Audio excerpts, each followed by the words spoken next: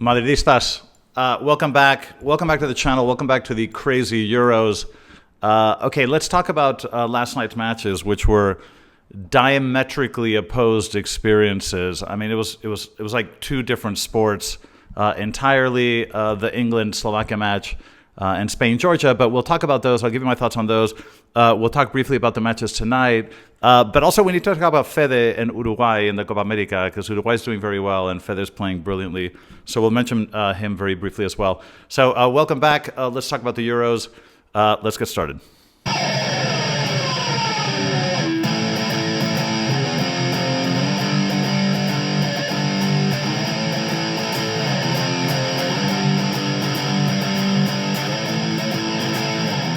All right, Madridistas, welcome back. Okay, let's talk very briefly about Uruguay and Fede. For those of you that are following the Copa America, so Uruguay actually won both of their first matches. They look very good. And they beat Bolivia 5-0, which was, a proper drumming. And the man of the match really, I've read this. I saw the highlights. I didn't watch the entire match, but I read a lot of reports. And Fede apparently is having an amazing tournament, was sort of man of the match.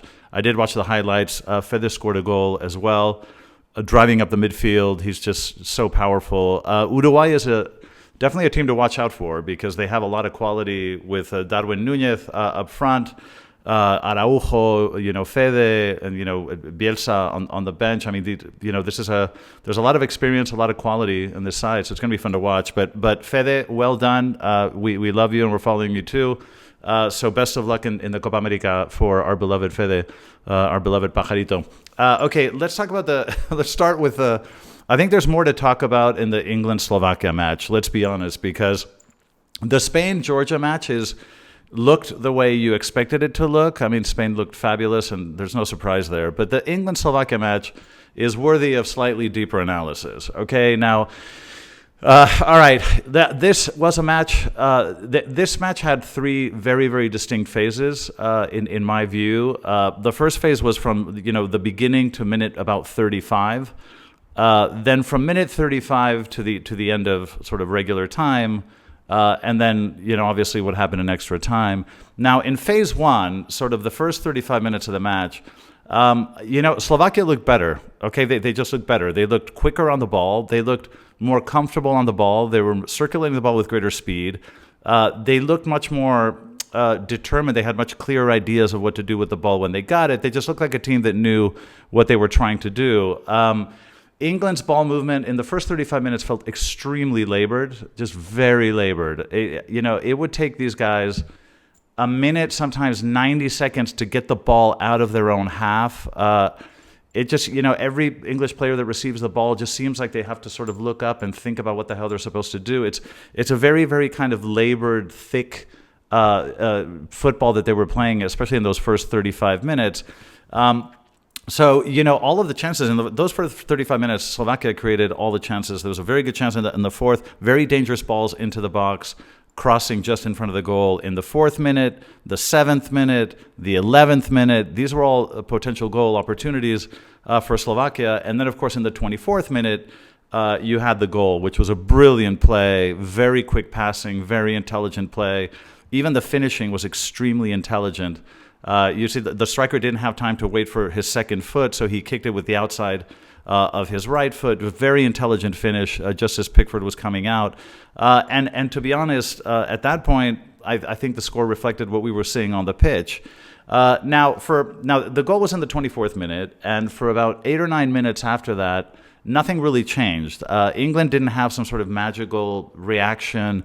The intensity level didn't sort of explode. Nothing of the sort. For the next 8 or 9 minutes after the goal, England looked exactly the same. It was, very disappointing. But then at about the 35th minute, things changed. And I would say the last 10 minutes of the first half, the pendulum really swung. England started to have much longer possessions, circulate the ball with a little bit more speed. They seemed to have slightly clearer ideas. The passing was a little bit quicker. So it did certainly, change. And then going into the second half, it really kind of, as England's possessions became longer, The passing became quicker. Slovakia would try to sort of steal the ball and play the counter, but as the minutes went by, they kind of just gave up on the idea. And as the minutes went by, England just had more and more of the ball. It was still very sluggish, and it's not like England was creating a lot of chances, which I think is it's quite remarkable that you can, as I was watching, especially the latter part of the second half, I was thinking to myself, I don't know who's worse, right? Slovakia that can't seem to string 3 passes together, or a team that has 90% possession against them and can't create a single decent chance. It was really hard to watch. It was, football inspires a lot of different emotions, everything from excitement to tension to romanticism to, ecstatic. It also creates anxiety and frustration. And this, the second half was just so anxiety driven and so frustrating. It was England having all the ball, but creating nothing in the way of proper chances. Slovakia, absolutely pathetic every time they recover the ball, just losing it immediately.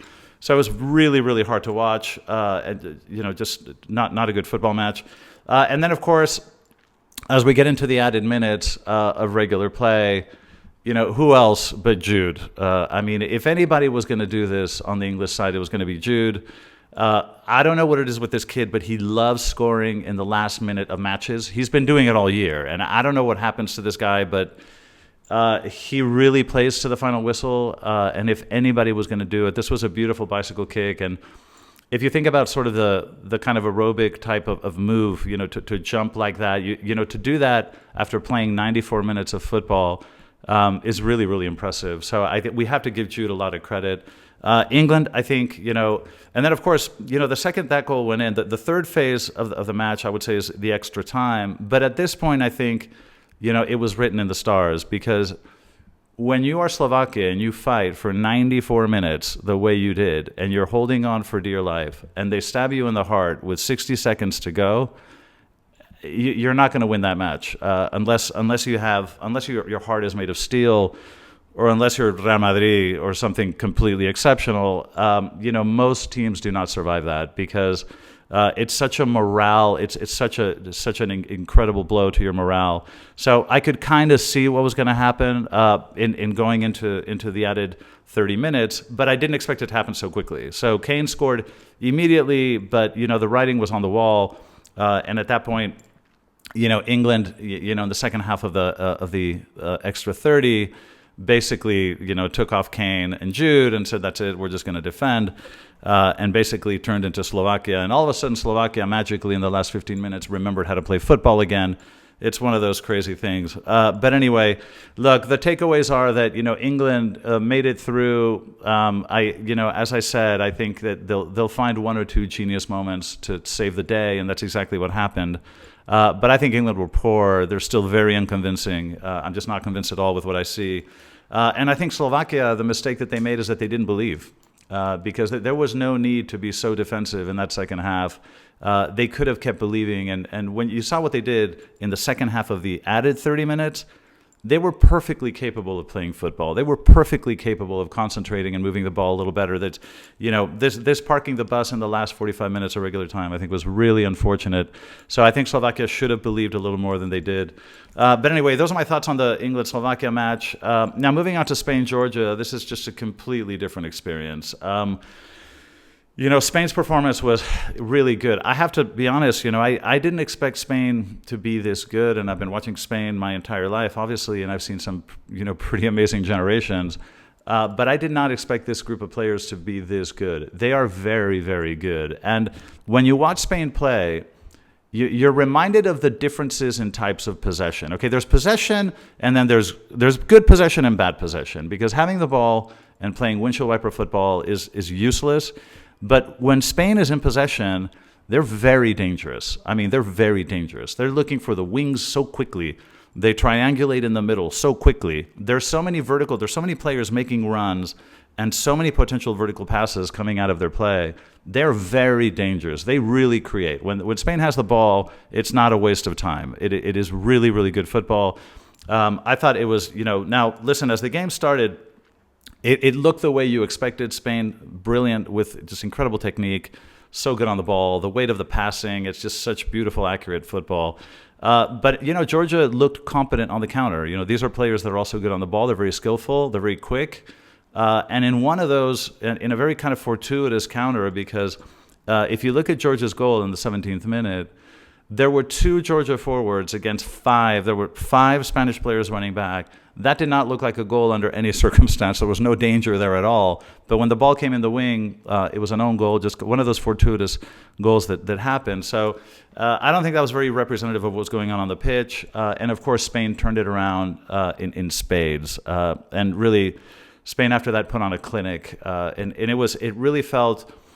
the danger could come from absolutely anywhere. Okay, you've got Nico and Cucurella on the left. You've got Lamine and Carvajal on the right. And either option is absolutely lethal. I think in this match, Nico and Cucurella were a little bit better. And I think they created more danger. But it wasn't just that. I mean, you also have the midfielders and even the center backs coming up through the middle. Pedri and Rodri creating danger. And even the center backs, Laporte and the center backs coming forward, and it was just a comprehensive display of how to play football, where the threat comes from any of the lines at any point in time, and every single one of the players is good on the ball. Like you're not going to get the one clumsy guy. That every single player is so good on the ball. It's very hard to get the ball off Spain because they're so quick and they're so technical. So I thought it was just a fantastic display of football. Again, Spain are really, really surprising me. And, the matchup against Germany coming up is going to be absolutely incredible. But I think they played the best football of the tournament by far. And like I say, I'm surprised, but, delighted to see Spain do this well. Okay, now tonight we've got France-Belgium. I've given you my thoughts on that. I think, France will pull through. I mean, they just have more quality. Belgium's a very, very good side. But I just think that in kind of key positions, France, man for man, is the better side. And I do think that they'll wake up. They've been missing a lot of chances in the last couple of matches, but I do think they'll start putting those away. And then Portugal, Slovenia, as brave as Slovenia has been, I do think Portugal will pull through. They're going to come back with their really, really talented midfield.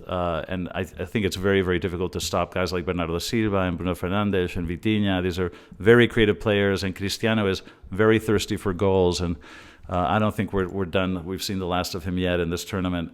So I think Portugal and France will go through. But listen, those are my thoughts. Thanks for being with me. As always, I'll see you guys tomorrow in the next video. Hope you enjoy the Euro. And as always, a la Madrid.